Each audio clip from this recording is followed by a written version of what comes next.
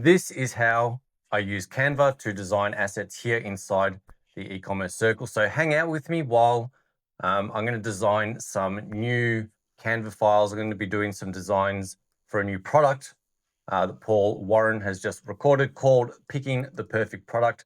This is an awesome course about how to choose winning products for e-commerce for anyone that's just getting started, isn't sure what they want to sell yet. We want to validate whether the product they're thinking of selling is going to be any good or not. That's what this course is all about. So that's the context. We're going to jump into Canva and you'll see me work through. Hopefully you'll pick up some tips and tactics as we go along, see some of the stuff that we do inside Canva, but you can see how we build out assets here inside the e-commerce circle. So let's get started. Okay, so here inside of Canva, and here's some of the work that we've already done. So I've already put together a few formats here. We've got a nice YouTube thumbnail type size, which can go to a lot of different platforms. We've got your classic Instagram 4:5 ratio version. We've got a Insta story, kind of 9:16 uh, Facebook story, Insta story type version here. And you just see as I'm sort of moving through, I've got all the same elements, background elements the same. I'm really taking these same elements and restructuring and just kind of repositioning them so that they work with the different layout. So obviously here we've got a bit more of Paul, everything's more left aligned.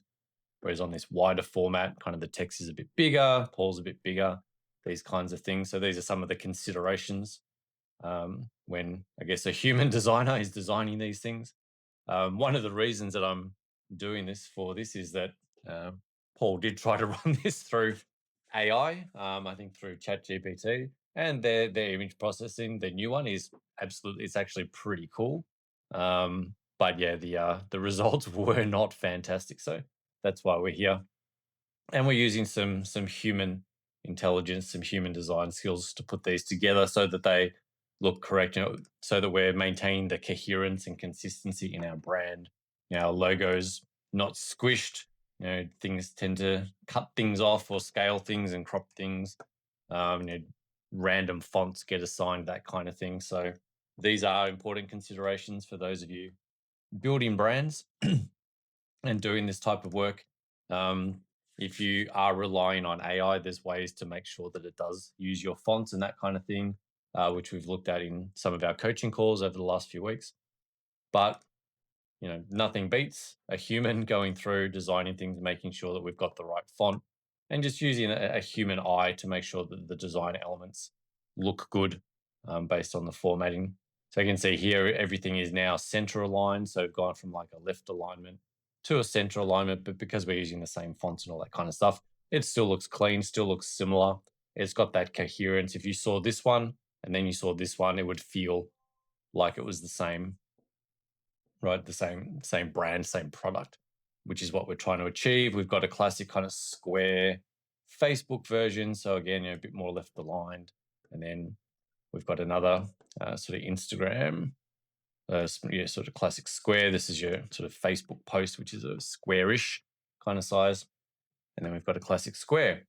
So one thing that you might be noticing if you're a Canva user, and this was launched, I think, last year sometime. So this is not a new feature, but it might be something that you missed or you haven't used. You might notice that I've actually got all these different formats inside of one Canva doc, which if you've been using Canva for a few years, you will know that that was not always the case, right? Once you started a format, you were kind of stuck with that format inside of the document. But what you can actually do inside of Canva now is down at the bottom of your design, you've got an add page section. So I've got the square version here. If I just click add page, it's going to add that same format, right? That same size.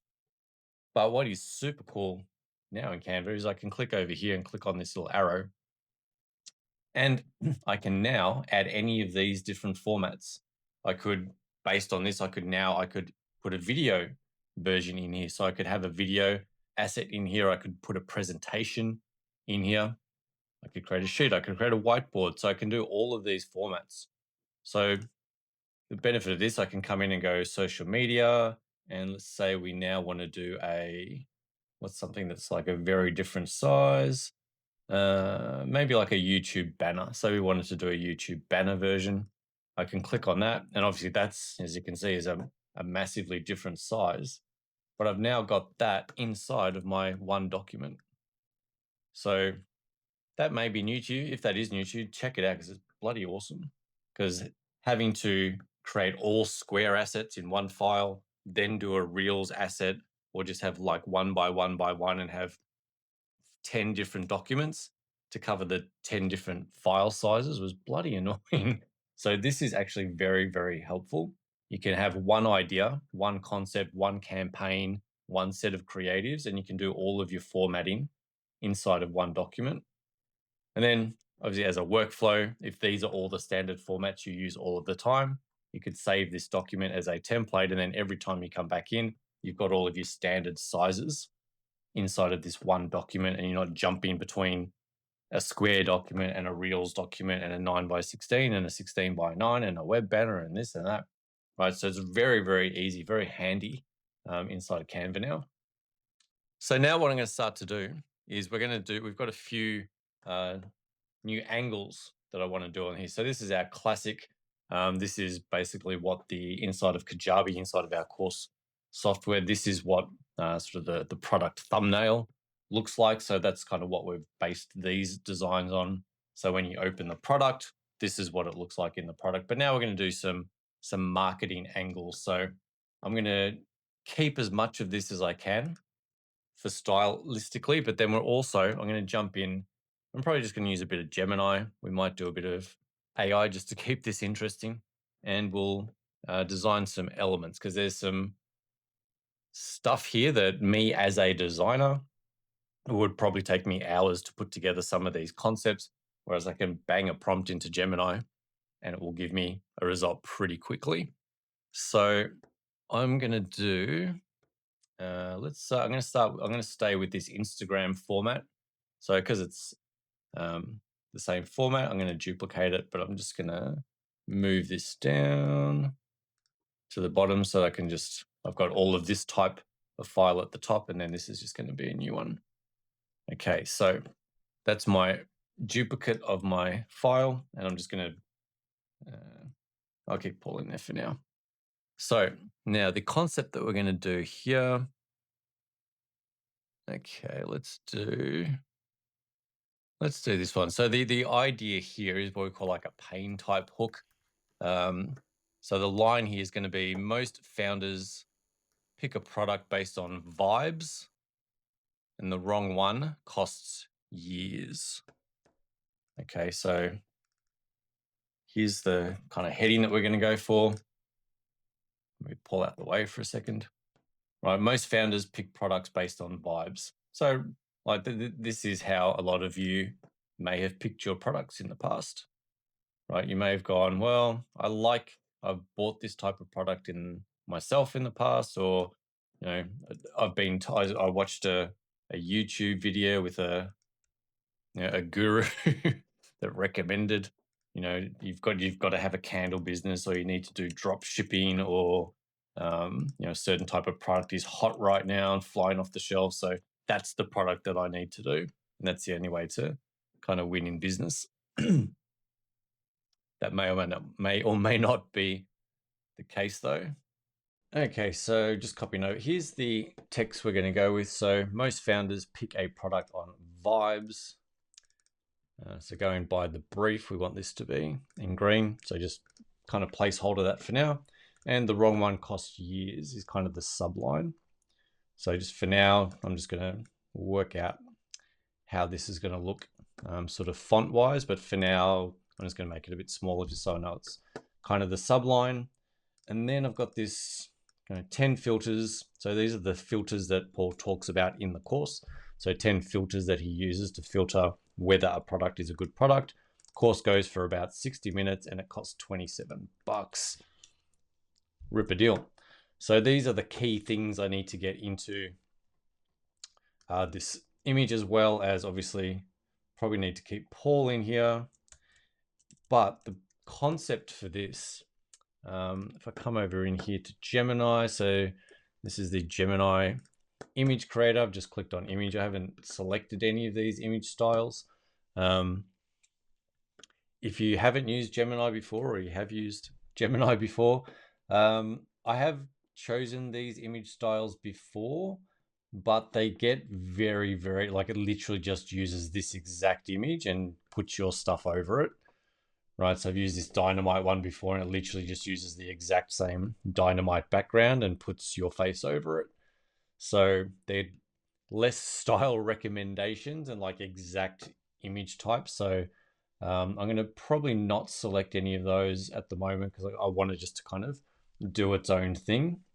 So as you can see, my prompt down here at the moment, we want a, we'll see how good this prompt is. So I want a visual for, basically I've just given it the copy that I've got on my Canva doc that we just went through.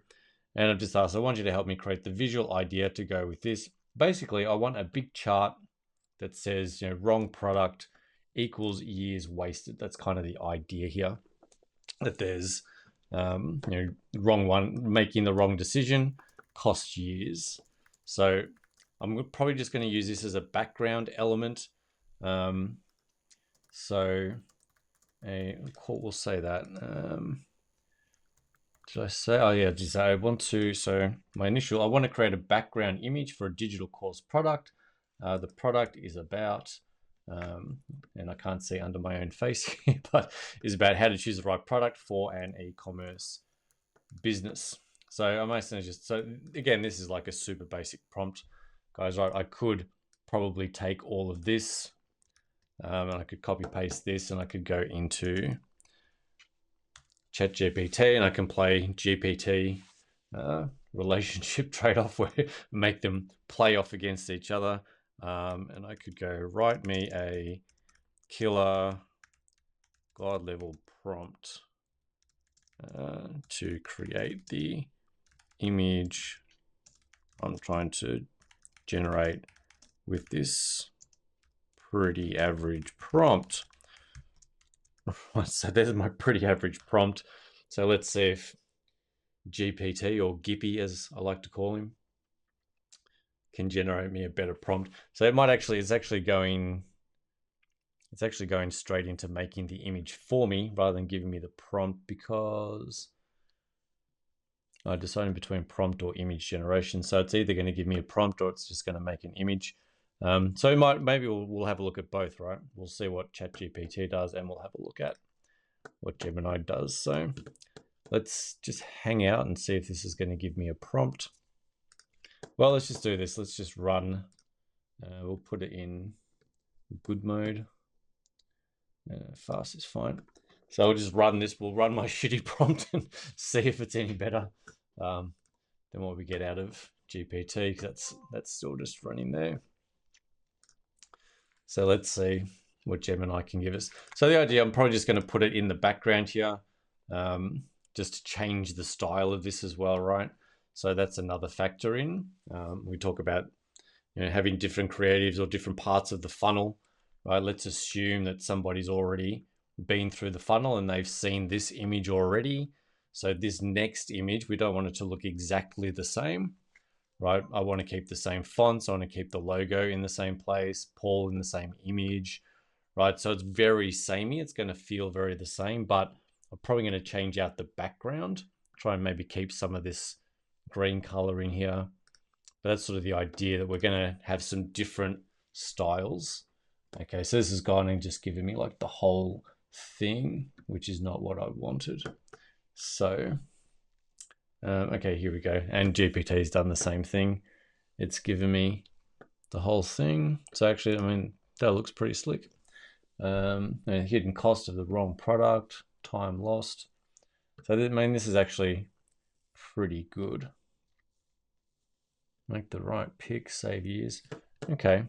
So I mean, this is actually, there's actually some decent stuff. So this is the beauty of AI, right? I didn't ask it to make the image, but what it's given me is actually pretty cool. So what have we got? We got failed testing, low demand, thin margins, stock issues, poor repeat purchase, ad spend, burn, restart cycle, right? It's going up, it's going down.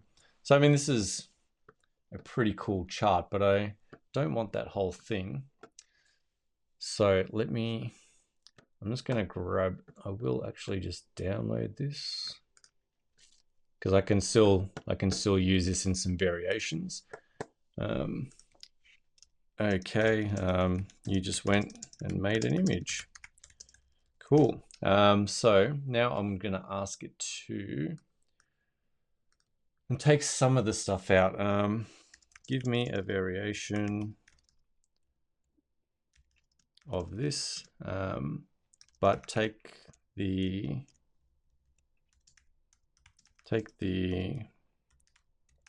headline and subheadline text out. And what I'd also like, I wonder if it can, and then also generate me more images with just the graph section and I like that like hidden cost section it's made up there. So again, obviously, I could go in and I could redesign all of this in Canva myself and just kind of copy this, but it's going to take me more time. So kind of trying to use AI for what it's good for, which is shortcutting processes. So this may make it longer. If it doesn't work, I might take some of this stuff and rebuild it myself. But if this works, it's going to save me a bit of time. So, and give me the hidden cost section. I want these as individual images. So make each one separately. So let's see if it's gonna like so it didn't follow my original thing, which was to give me a prompt. Let's see if we can get Gemini to work with us. Just go, no, bad Gemini. I just want a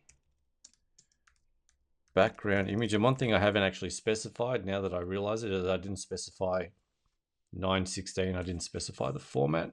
Background image in 916 format. Don't put any text over it. Just conceptualize what I asked for and make it realistic. Let's see what that does. Again, not the greatest prompt. I could definitely go into GPT and describe what I wanted, and it'll probably give me a better version. So how's this going? Okay, so it's planning for multiple image variations. Cool. All right, so while that's working, so I'm actually I'm in 4.5 mode, so let's see what it generates me. I did say 916. See, even humans get confused. It's not just the AI. So what have we got here? We've got a maze, you've got followed a trend. I don't know why it's all AI and computery. Maybe that's the e-commerce thing. It's tried to stick some stuff on the side here. The years wasted. So I mean, this is not great. Let's see if GPT is gonna give me. Come on, Gippy. Oh, there you go. Look at that. Boom. So it's giving me that chart, so I can use that, and it's giving me the graph. That's pretty cool. So it's actually done what I asked there. So let me grab those. Okay, now is it giving me the whole thing? Okay, it's giving me, okay, so end result, ChatGPT for the win. So it's actually given me a way better result, and it's done exactly what I asked for. So it's given me the whole thing as an image. So let's grab that. I might use parts of this. Download, okay, let's download all three. So now that we've got those, okay, let's bring those into our document over here. I'm just going to go find those folks and bring them in. What did they download as? ChatGPT image. Okay, so cool. All right. So these are my images. I'm going to drop these in here, uploading into my assets. So I've got the individual file here. So I'm just going to do that quickly. Okay, so we've got the individual one here. So that's nice and big. I've got the whole thing and I've got the chart. All right, so that gives me some options. But for now, I'm going to nuke that. I'm going to nuke that. And that's just why I copied this over. Let me undo both of those things. So what I was trying to do was just to duplicate this with those images in it so that I can keep those images for myself and not delete them. But I ended up just deleting them. So this might even be, there you go, that's actually 4.5. Beautiful. So that could be my new background. Again, main issue here is the fonts aren't 100% accurate. But let's go with something like this. Let's put it all the way in the back. So now what I'm going to do, I'm going to clean up this image a bit. I'm going to get rid of that circly bit. And this is just a bit of a shadow that I've created. So this is just a shadow element. And I'm just kind of sticking that behind Paul so he kind of shadows the text a little bit. But we'll just kind of move that for now. And obviously our background's behind this, but I want to keep some of this green in there rather than just being fully black. So I might just keep a bit of that in there, just so it's a little bit like that. Okay, so now it's quite a lot of stuff going on. Okay, so what I don't love is all this stuff down the bottom. So what I'm going to add, I'm just going to put in I just want a shape. And this is one of the things, again, with the new Canva updates, is you kind of got to, I just wanted a shape. Why is that so hard to process? We had trouble processing your search. I just want a square. Give me a square. Okay. So now you've got to search to find a square in Canva, apparently.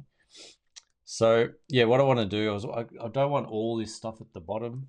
So I'm going to stick in a gradient, and forgive me if it's not fully aligned, just my recording of my head is right over that side of the page there. So I'm just going to stick this in something like that. And again, this is a cool thing inside of, I'm going to call it New Canva. This is not, it's been around for ages now, but you used to have to go down here and like create gradients or put a specific gradient in. You can now make a gradient out of basically any color. All you need to do is come in, and rather than have solid color, first I'm going to make it my dark, this color. So I want it to be this color. But what I can do is I can now select that singular color, this dark blue, go in and go gradient, and then it's going to give me gradient options. So now that thing, I can make that any shape, any color now, and now I've got a full gradient. See, there you go. That wasn't all the way over. So what I can do now is I can go and edit. Obviously, I don't want this color, but I do want this color 02162A. I'm going to delete that one and make another one of these. I'm just going to copy this, click on this one as well. Yep, paste that in there. So I got two of the same color, and then I'm just going to make this one 0 so that it is, and then I'm going to make it go top to bottom. And now I just need to flip it because there we go. So that's got a nice gradient. You can see it's starting to go over stuff in the background, but the problem is it's not solid enough. See right down the bottom here. So you can still see all this stuff, which is not ideal. And that's because it's starting solid and then it's immediately starting to fade. So what I like to do is I like to come in and just make another one of these.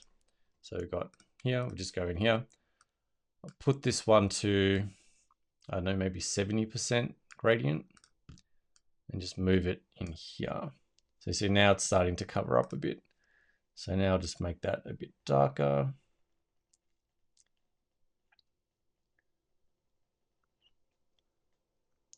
So I'm just trying to make that gradient a bit more solid at the start and then start to fade out.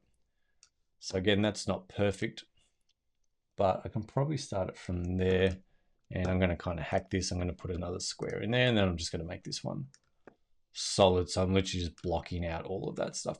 And look, this is a super convoluted way to do this as well, by the way.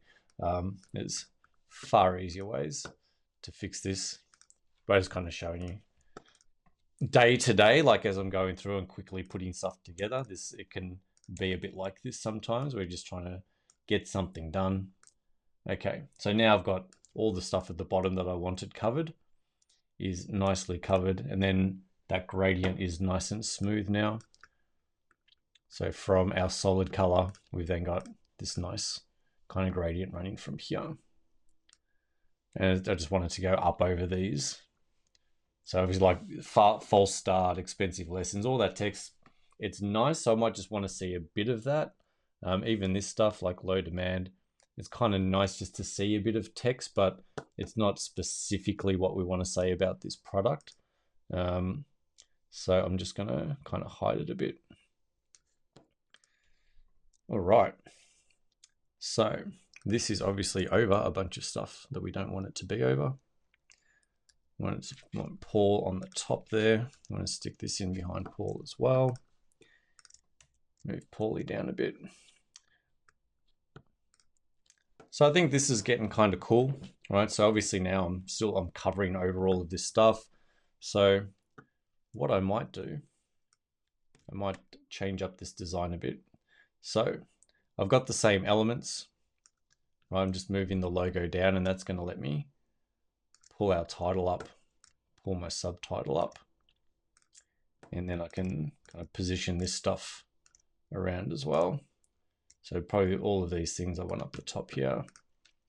And with that said, now that I see this, I could probably move this image around a bit. So it kind of sits down here. So it's a bit lower. And obviously I've now got some space up the top here. So I'm just going to make my background color black to match the background. In fact, I'm going to make it the exact color I'm just going to select the color in that image. So it's exactly the same. So there's no bleed there. I can bring my greeny color back up a little bit. This is the green I had earlier, right? This is the classic background. I just kept a bit of that kind of green up in the corner there. Might bring that in a little bit more, just so it's a bit similar. Covers over that momentum and cash flow a little bit. Okay. So we can't quite read product, but I like it kind of going behind Paul. So I'm going to keep him there. I'm just going to move him over. Again, I like all this stuff in the background here, and I might use this, the hidden cost stuff. I might use that in another design. So we're going to keep it in here, but we're going to kind of keep it as like more of a background kind of thing, right? So there's kind of some data in there. There's some stuff going on. You can probably read product enough, right? The T's cut off. That's kind of cool.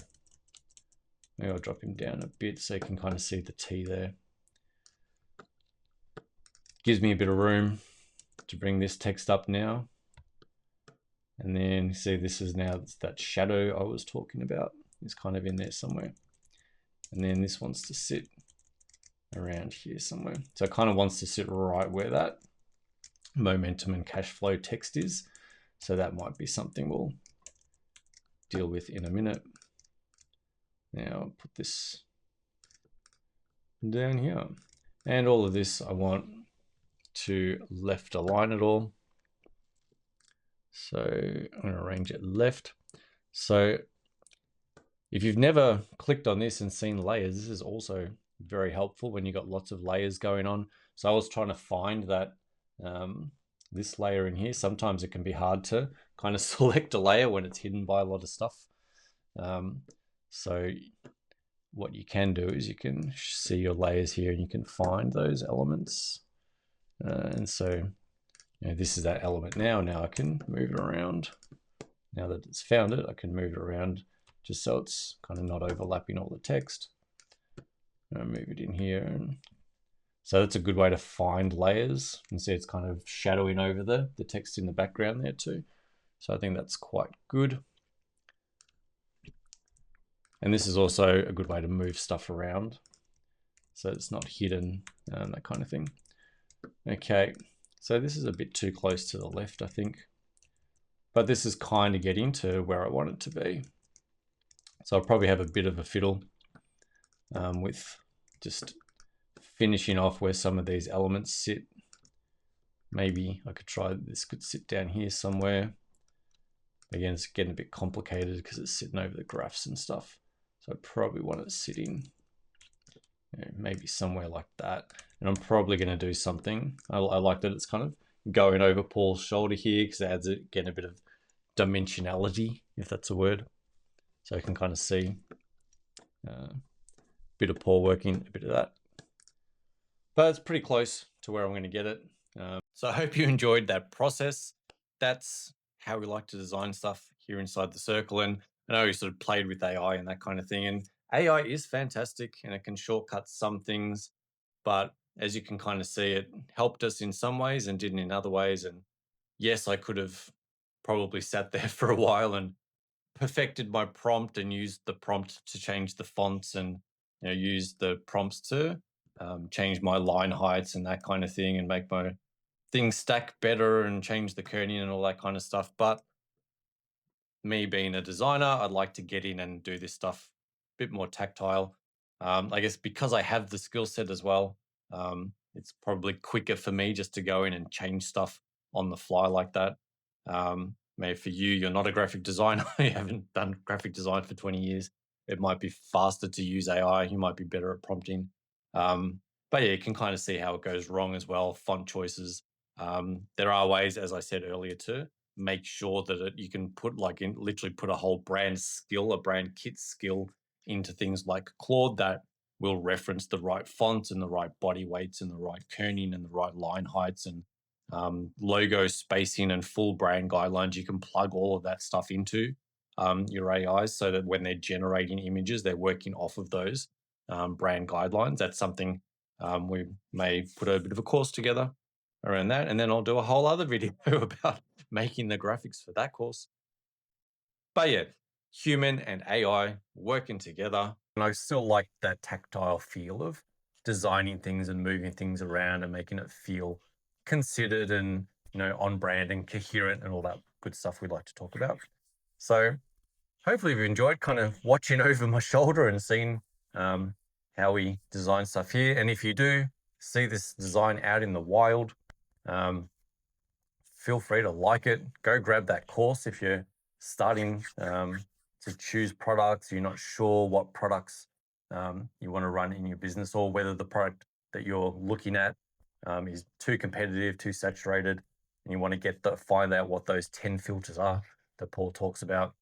Go grab the course. It's 27 bucks. Absolute no-brainer. But that's it from me. Thanks for hanging out. This has been fun.